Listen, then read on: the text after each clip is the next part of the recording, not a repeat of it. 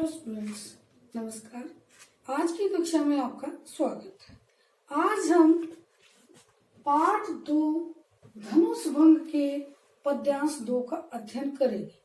पाठ 2 धनुष भंग गोस्वामी तुलसीदास द्वारा रचित है, जो उनके काव्य ग्रंथ श्री रामचरितमानस के बालकांड से लिया गया है।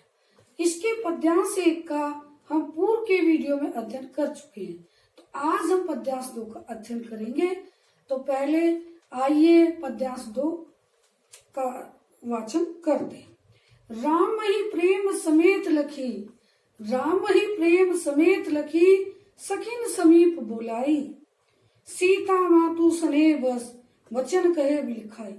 राम ही प्रेम समेत लखी, सखिन समीप बुलाई, सीता मातु सने बस वचन कहे बिलखाई। आइए इसके सब कठिन शब्दार्थों का देखते हैं।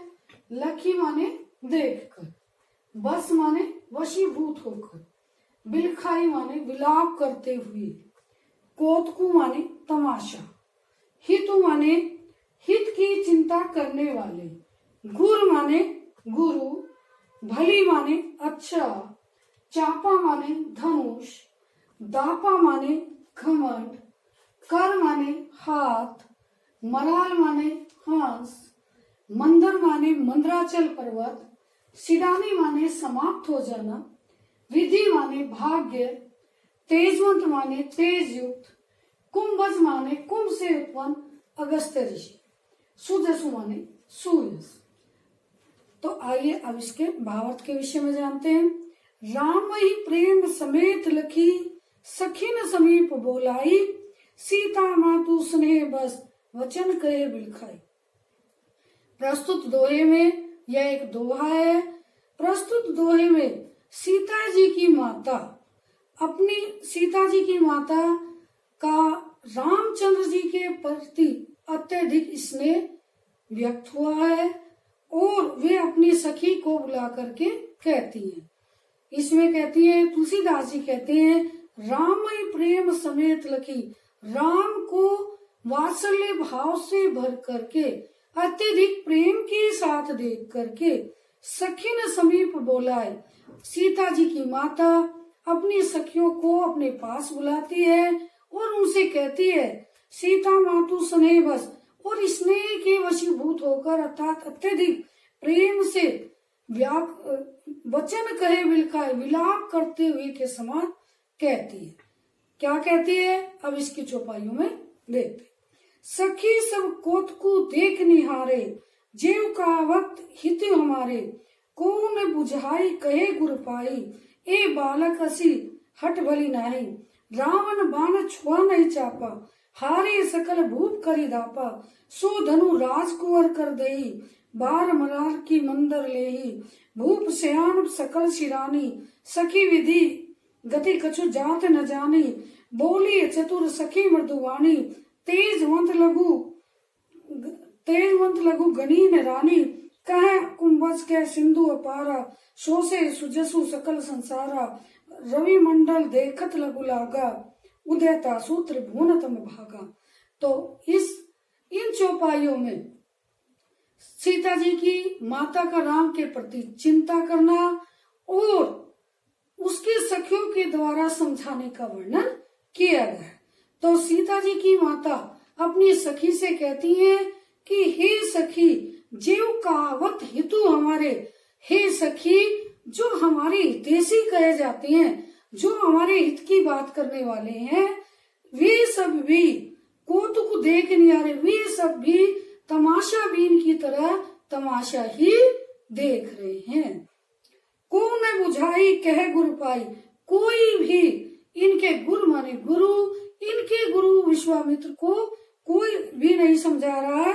ए बालक असी हट भली नाई, ये इनके गुरु को यह नहीं समझा रहा कि ये श्री राम तो एक बालक है और इनके द्वारा इस भारी धनुष को तोड़ने की हट करना एक बालक के समान लगता है। रावण बाण छुआ नहीं चापा, चापा माने धनुष, रावण और बाण जैसे असुर योद्धा जिस धनुष को छू तक नहीं पाए, दूर से ही प्रणाम करके चले गए। हारे सकल भूप करी दापा, और सारे राजा अब अभिमान करके घमंड करके पराजित हो करके चले गए। सो धनु राजकुमार कर दे, वह धनुष, वह भारी धनुष इन कोमल हाथों वाले राजकुमार के हाथ में देना, ऐसा प्रतीत होता है बाल मराठ की मंदर ले ही, कि जैसे जिस प्रकार से वैसा ही है, जैसे कि कोई हंस का बच्चा मंदराचल पर्वत नहीं उठा सकता, उसी प्रकार से इनके हाथ में धनुष देना उसी प्रकार से जान पड़ता है। भूप सयानप सकल सिरानी, सखी विधि गति गचु जाति न जानी। और राजा, भूप माने राजा, राजा जनक क्या को सभी बहुत बुद्धिमान और समझदार है, लेकिन उनका ज्ञान, उनकी बुद्धि सभी समाप्त हो गई।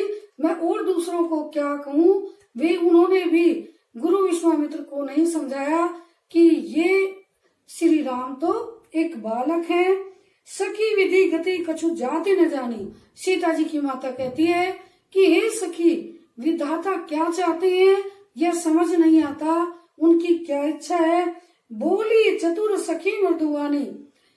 सीता जी की माता के इस प्रकार के वचनों को सुन करके चतुर सखी, उनकी चतुर सखी जो रामचंद्र जी के तेज को समझती थी, अपनी मृदुवाणी में बोली, तेजवंत लघु गणीय ने रानी, हे रानी, इसके छोटेपन पर इसके तेज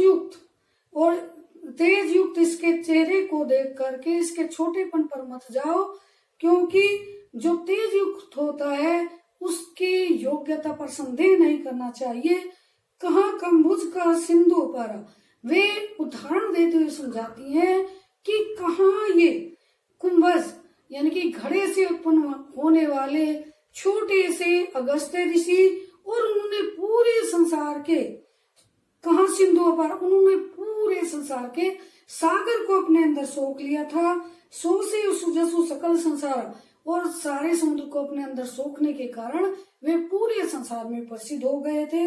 रवि मंडल देखत लगू लागा, और उनकी सखी, सीता जी की माता की सखी, उन्हें समझाती हुई कहती है कि सूर्य भी देखने में बहुत छोटा लगता है। उदय तासु त्रिभुवन तम भागा, तम माने अंधकार, और उसके उदय होते ही तीनों लोक का अंधकार दूर भाग जाता है।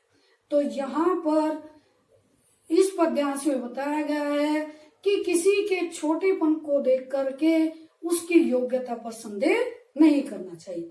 पुनः केवल इसका एक बार अर्थ सुनते हैं। सीता जी की माता, तुलसीदास जी कहते हैं कि सीता जी की माता अपनी सखी से कहती है कि हे सखी, सभा में उपस्थित जो हमारे हितैषी कहे जाते हैं, हमारे वे भी अब केवल तमाशाबीन की तरह ही तमाशा देख रहे हैं। किसी ने भी इनके गुरु विश्वामित्र को नहीं समझाया कि ये बालक श्री राम तो एक बालक है, और इस भारी धनुष को तोड़ने की इनकी हट करना बालक जैसा है।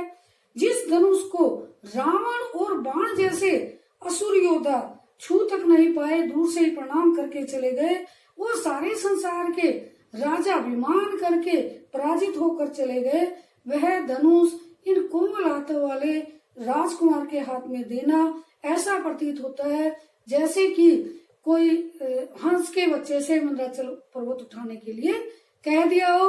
अर्थात जिस प्रकार से हंस का बच्चा मंदराचल पर्वत को नहीं उठा सकता, उसके लिए असंभव होता है, उसी प्रकार यह धनुष भी रामचंद्र जी के हाथ में देना इसी प्रकार से लग रहा है।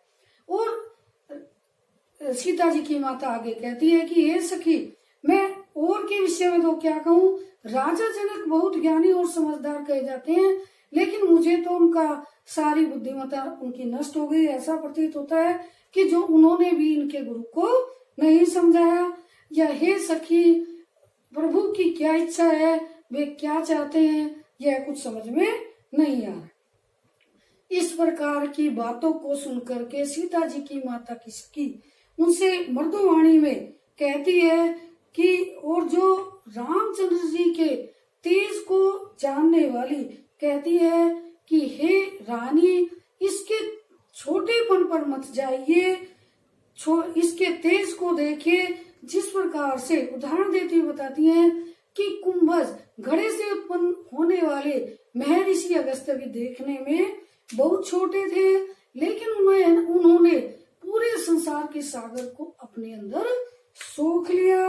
इस कारण से वे पूरे संसार में प्रसिद्ध हैं। और हे रानी, रवि माने सूर्य, सूर्य भी देखने में बहुत छोटा लगता है, लेकिन उसके उदित होते ही तीनों लोगों का अंधकार दूर भाग जाता है। तो अभी हमने इसमें पढ़ा कि सीता जी की माता की सखी समझाती हैं कि किसी के छोटा होने पर उसकी योग्यता पर संदेह नहीं करना चाहिए। इसमें कवि की तर्कपूर्ण अभिव्यक्ति है और इसमें भाषा अवधि है, शैली प्रबंधात्मक है, रस वात्सल्य है, छंद प्रथम 2 पंक्तियों में दोहा और बाद में चौपाई है।